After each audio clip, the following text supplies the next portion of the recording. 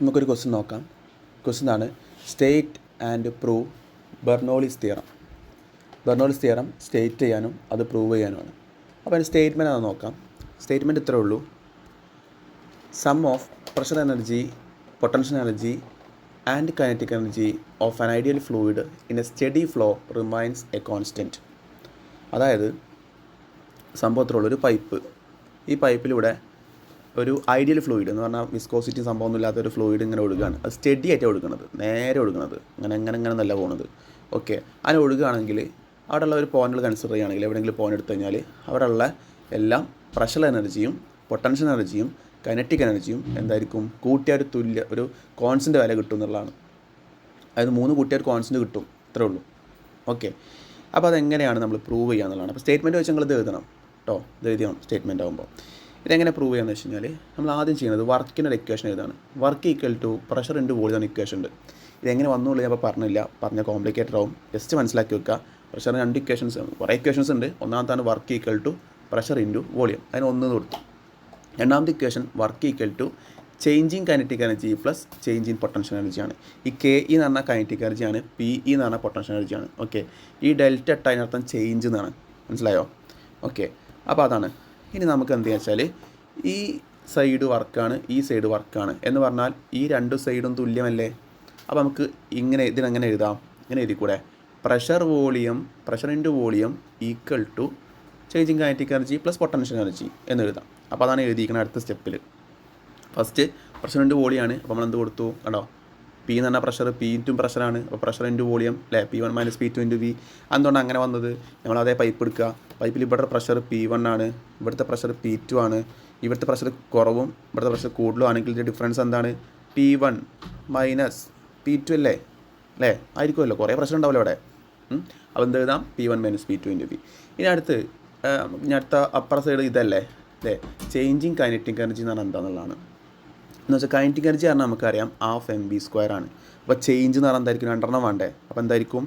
½ mv² minus ½ mv1² ആയിരിക്കും. Okay, അപ്പോൾ അതാണ് എഴുതിയിട്ടുള്ളത്. അപ്പോൾ നമുക്ക് ½ mv2² മൈനസ് ½ mv1 എന്ന് വന്നു. പ്ലസ് ചേഞ്ച് കൈനറ്റിക് എനർജി പറഞ്ഞാൽ പൊട്ടൻഷ്യൽ എനർജി പറഞ്ഞാൽ mgh ആണ് പൊട്ടൻഷ്യൽ എനർജി ഇക്വേഷന്. അപ്പോൾ 2 ആകുമ്പോൾ mgh2 - mgh1 അതാണ് എഴുതിയിരിക്കുന്നത്, mgh2 - mgh1. ഓക്കെ, അവിടെ മെൻഷനാക്കിന് കേട്ടോ രണ്ടും.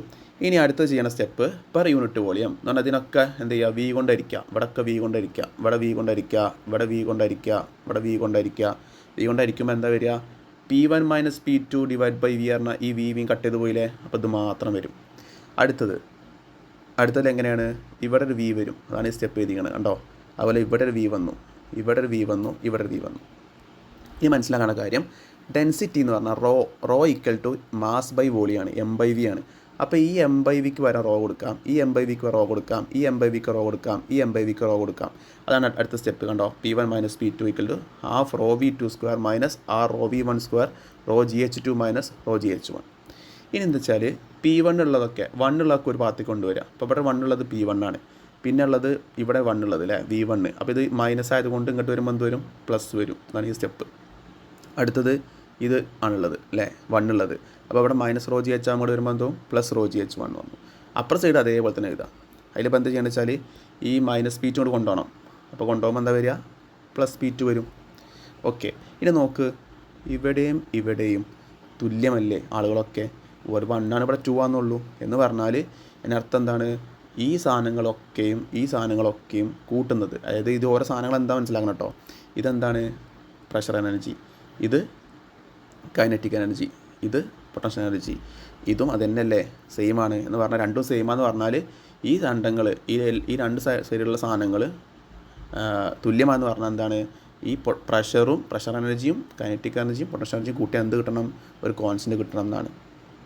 ഓക്കെ, അതാണ് നമുക്ക് പ്രൂവ് ചെയ്യേണ്ടത്. ഇത്രേ ഉള്ളൂ പ്രൂഫ്.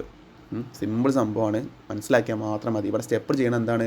കൈനറ്റിക് എനർജി പൊട്ടൻഷ്യൽ ചെയ്യുന്നു, പിന്നെ വോളിയം കൊണ്ട് ഹരിക്കുന്നു, പിന്നെ എന്ത് ചെയ്തത്? അത് റോൻ്റെ ടേമിലേക്ക് മാറ്റുന്നു. ഇത്രേ ഉള്ളൂ, അത് അറേഞ്ച് ചെയ്യുന്നു.